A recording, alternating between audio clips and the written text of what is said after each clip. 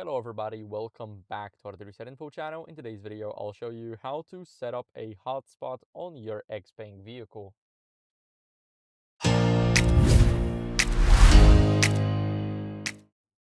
So first, what are we going to do is we're going to go over and open up our vehicle icon. From here, we want to scroll down until we see the device connection settings.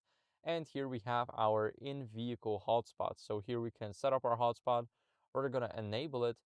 And as you guys can see here, we can click on the arrow, we can see the name, we can see the password, and of course, we can go over and provide a new password. As you guys can see, the requirements are pretty good because you need a password from 8 to 16 letters, numbers, or symbols. So you can, for example, uh, do that. And now you can go over here.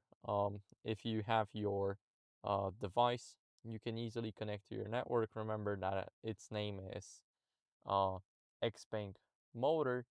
Now we're gonna tap on it, and I'm gonna quickly enter the password that you guys can see on the screen. And once we get the password, we can easily click here. And as you guys can see, we are connected to our XPeng motor. Here we get one connected and we can see the indicator. Now we can switch the hotspot mode, of course. We can switch between 5 gigahertz band or 2.4 gigahertz band.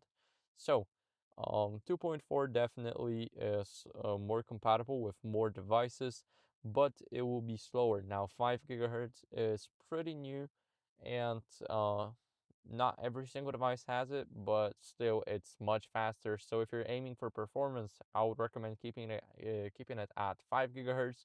But if you're looking for connectivity, then go for 2.4. Thank you for watching. If you enjoyed this video, then leave a like, subscription, and a comment, and I'll see you in the next one. Bye.